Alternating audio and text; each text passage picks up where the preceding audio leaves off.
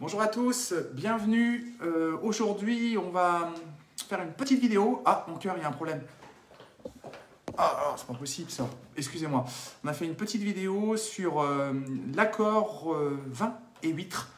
Savoir un petit peu comment se comportent les vins sur les huîtres. Donc, je ne sais pas si vous avez déjà posé la question, mais on va déguster un petit peu chaque couleur, à part le rosé, pour voir un petit peu ce que ça donne en bouche. Voilà, décortiquer ça et de vous donner un premier aperçu, et ça permettra de vous positionner sur des futurs accords en vue des fêtes sur les vins et les huîtres. Voilà, donc on a acheté des huîtres du côté de Vincelles, une petite guitoune juste avant de rentrer à Vincelles sur la droite. Voilà, quelqu'un qui fait des huîtres magnifiques, toutes fraîches, toutes bonnes. On a choisi des huîtres avec un certain charnu, voilà, et un côté iodé marqué, puissant. Donc, qu'est-ce qui est difficile à accorder dans les huîtres? C'est surtout l'iode. L'iode a une tendance à anémier et à désosser les vins, donc l'accord est toujours délicat. Voilà, donc on va débuter par un vin rouge. Alors vous allez me dire, oh, un vin rouge sur les huîtres, ça paraît un peu bizarre, mais il y a des gens qui n'aiment pas du tout les vins blancs, les vins effervescents. Donc peut-être qu'il y a des gens qui boivent du rouge sur des huîtres. Donc on peut toujours essayer. Donc ça va être une première aussi pour moi, parce que je ne l'ai jamais fait. Mais on va voir un petit peu comment se comporte un vin rouge par rapport à huîtres. Donc j'ai choisi un Morgon de chez Foilard sur 2020, un vigneron emblématique qui fait des rouges de pureté, de fruits, de texture fluide, exemplaire. Vraiment des très bons morgons, des gamay sur granit splendides. Voilà. Donc, hop, un petit fond dans l'expert tasting, toujours impeccable pour déguster. Allez, je me lance, parce que là, le rouge sur l'huître, c'est un beau challenge. Hein. Ça va être, je dirais, rock'n'roll, voire spartiate. Alors, donc, hop, l'huître que j'ai préparée au préalable. Bien charnu, bien iodé. Je pense que le rouge, ça va piquer. Hein. Allez, c'est parti. Adieu.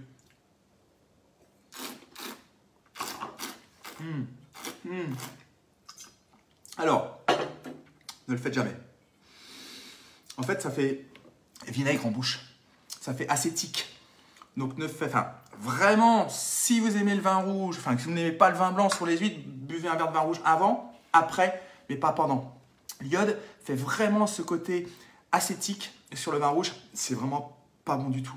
Donc, oubliez qu'il soit solaire du sud, qu'il soit frais du nord, que ce soit un pinot noir d'Alsace rafraîchissant. Oubliez, faites-le pas. C'est vraiment pas supérieur. Je savais que ça allait être bizarre et c'est vraiment pas très très bon. Bref, c'est fait. Après, vous faites ce que vous voulez. Voilà. Mais là, non, pas possible pour moi. Ok, on laisse de côté. On passe au blanc. On va faire deux vins blancs. Un vin blanc élevé en cuve, très frais, très tonique, l'emblématique accord mythique des huîtres, le muscadet Pépierre sur la cuvée tradition, élevage cuve sur lit, voilà, une bombe de fruits avec un joli socle, et puis ce côté surtout iodé, en brun marin, très nacré, voilà, donc qui épouse, je dirais, l'huître normalement dans l'accord. On va voir tout de suite. Hop, je vais bien vider mon verre, tac. Voilà, c'est parti, on recommence avec une huître. Hop, tac. Voilà.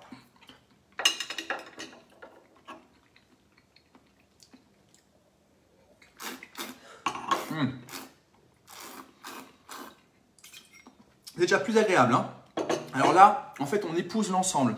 Je trouve que les deux sont faits pour être accordés, puisqu'on a cette iode en fait qui renforce, je dirais, le côté minéral du vin, le fruit qui vient enrober la chair de l'huître. Il y a beaucoup de fraîcheur, il y a un côté floral, il y a une homogénéité d'ensemble. Tout se surdimensionne, en fait, à la fois l'iode qui continue à évoluer, le côté minéral salin du vin qui continue, je dirais, à avancer, le fruit, le floral qui habille un petit peu tout ça. On a un très très bel ensemble. Vraiment, je trouve qu'à la limite, sur un vin blanc, là en tout cas, à ce moment, sur l'huître, choisissez un vin blanc frais, épuré, minéral, tonique, avec un léger fruit. Alors après, ça peut être un joli chablis minéral, ça peut être un Sancerre pas trop variétal, avec une belle minéralité, voire un pouilly fumé sur silex, avec une belle tension. Le muscadet, voilà, entre autres, voire un pipoule de Pinel sur le Languedoc, pourquoi pas, ça peut être très intéressant. Choisissez ces vins frais, toniques, dynamiques pour neutraliser l'iode. Et maintenant, on va voir sur un vin blanc du sud, alors, avec de la richesse, de la générosité, de l'élevage, l'antipode de ce que j'ai pu goûter actuellement sur le muscadet. Et donc j'ai choisi une 100% Roussanne d'un Saint-Joseph blanc de chez Curta, millésime 2020. Donc là, on a vraiment la générosité du fruit, de la Roussanne, avec ce côté élevage un petit peu côte d'Orient qui apporte un côté beurré, un peu gris et toasté. Donc on va voir comment se comporte ce vin sur l'huître. C'est parti. Hop. Allez. Tac. Go. Je les ai préparés avant pour gagner du temps. Hop. Un petit coup de gaz dans la Roussanne. Normal. Petit coup de gaz pour limiter en soufre et préserver le vin.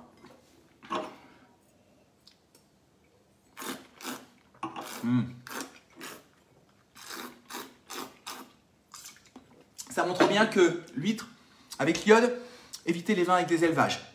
L'élevage et l'iode, ça fait un côté terne, brouillon, ça fait ressortir presque un côté végétal du bois qui n'est pas du tout agréable. L'iode a tendance à épuiser le vin, à l'anémier, donc toute la chair, la structure en fait se délite en bouche. On a un vin qui est complètement dissocié, on a ce côté chaleureux, ce côté volume de bouche qui revient. Pas intéressant, l'iode cherche toujours à avoir le dessus, il vient transpercer le vin. Il est vraiment, je dirais, je trouve pas le mot, mais il respecte vraiment pas le vin. Et donc à partir de là, n'allez pas sur des vins blancs du sud trop généreux, trop gras, trop sur le fruit, trop sur l'élevage. Choisissez le côté épuré, n'allez pas dans la générosité des vins. Donc tout ce qui est grande appellation, Bourgogne, oubliez tout ce qui est grande appellation, Vallée du Rhône, Nord, oubliez aussi. Les Châteauneuf-du-Pape blanc, oubliez aussi. Voilà, les Meursault, les Punis, les Chassagnes, si vous voulez faire même un Chablis Grand Cru, oubliez ces vins-là sur les huîtres fraîches, comme ça, les gardez-les juste pour des poissons ou des plats autres, on abordera le sujet à l'avenir. Voilà, donc bien plus agréable sur un muscadet, vous voyez, sur un petit vin, je dirais de prix très très abordable. On n'a pas besoin d'aller sur une grande appellation pour accorder une huître. Allez, on passe à une tendance. Ils ont été malins à un moment donné, ces Sauternais. Pourquoi? Parce qu'on va goûter un vin liquoreux sur les huîtres. Et pourquoi ils ont été malins? Parce qu'à un moment donné, avec le foie gras, les ventes commençaient à baisser au niveau des accords mets et vins, parce que la réputation du foie gras s'était faite, en tout cas, et du Sauterne, en accord homogène ensemble, foie gras égale Sauterne. Et puis il y a eu quand même une baisse de consommation. Donc pour rebondir, les Sauternais, qu'est-ce qu'ils ont fait? Ils se sont dit, pourquoi pas lancer une tendance avec les huîtres. Donc on va essayer. Mais ça s'est un petit peu terni maintenant au niveau de la communication. Mais on va voir ce que ça peut donner. Donc, Sauterne et huîtres à Barsac, Château-du-Don, en bio. Des sauternes qui ne sont pas trop sur la sucrosité, sur le côté confit. Voilà, il y a du sucre, mais il y a un côté très floral, très dynamique, avec un joli socle calcaire, parce qu'on est à Barsac, donc qui apporte beaucoup de dynamisme. Allez, hop, une huître. Et là, je vous avoue franchement que je ne le fais pas, ça, normalement, avec les sucres. Huître, fraîche, Sauterne. C'est parti.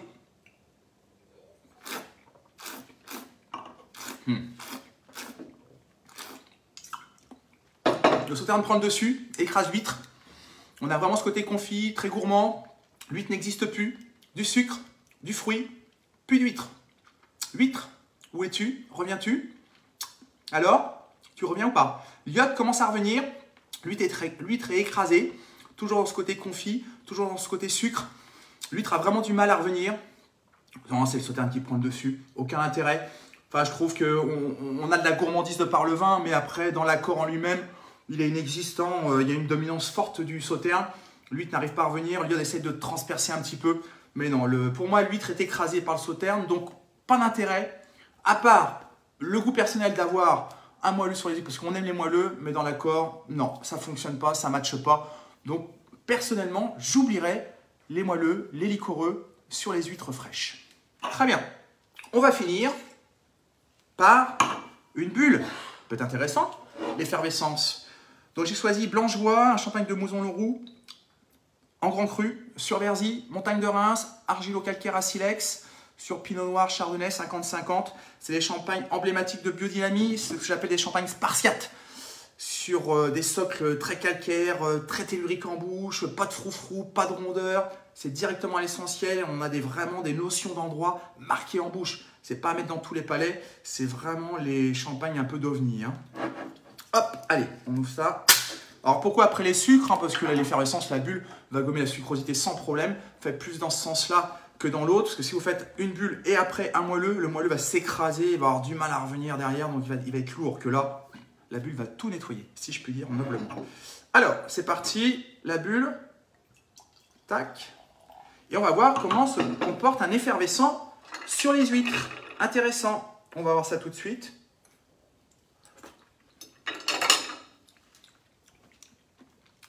Pardon, hop, toujours charnu, toujours iode, effervescent.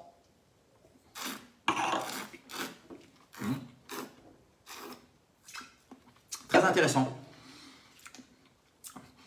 Le vin de champagne vient, dans sa texture, caresser l'huître. L'effervescence vient relever l'iode. Ça donne une belle persistance, très salin. Ça fait sortir le côté nacré. Ça donne des beaux amers, des côtés un peu mentholés, rafraîchissants. Ça donne une bouche salivante, avec beaucoup de sapidité, d'appétence. Ça fait ressortir le côté charnu, ce côté presque un poil laiteux qu'on peut avoir sur certaines. Bel accord d'ensemble. Alors sur les bulles, favorisez peut-être un poil dominant chardonnay, parce que ce côté très fin, un peu brioché, crémeux des chardonnays peut être intéressant. Tous les chardonnays ont tendance à calquer un peu mieux le terroir en minéralité que les pinots aussi. Donc je trouve ça plus intéressant sur une bulle à base de chardonnay, même si tout peut fonctionner. Et choisissez quand même des champagnes, je dirais, de terroir, peu dosés, très frais, très toniques. Évitez ces champagnes trop dosés, avec de la richesse, de l'onctuosité, du fruit. Il faut qu'il y ait vraiment du socle. Donc champagne, huître, ça match. Donc en fait, pour résumer, très simplement, favorisez des vins blancs, minéraux, purs, droits, frais, toniques. Pas de froufrou, allez à l'essentiel. D'abord, l'iode, l'huître va apporter le reste qui manquera, ou en tout cas ce que n'apportera pas le vin dans sa générosité. Les bulles, splendides, n'hésitez pas. Champagne ou crémant ou autre effervescent de méthode traditionnelle, très frais, très tonique. Voilà, ça, hop, on buzz. On laisse les rouges de côté, en tout cas pour moi. Les rouges, riches, voilà, denses, on oublie aussi. Les bulles, les moelleux, les liquoreux, on laisse de côté. Pas la peine. Donc en fait, on peut jouer sur deux registres qui offrent quand même une gamme très large. Et en dernier lieu, on n'a pas fait les rosés. Bon, c'est pas trop l'époque, mais on peut choisir des rosés rafraîchissants, toniques, en bordure de mer qui peuvent être intéressants sur l'accord. Voilà, très bien. Bah écoutez, merci de votre écoute. J'ai essayé d'être clair, d'aborder un petit peu tout. Prochaine vidéo très vite, entre peut-être aujourd'hui et demain. Je ne vous cache pas que c'est le rendez-vous international et de l'année. Beaujolais nouveau, donc dégustation en live de notre sélection. Voilà, merci de votre écoute. N'oubliez pas, likez, partagez. Voilà, je vous embrasse, prenez soin de vous et à très vite. Au revoir.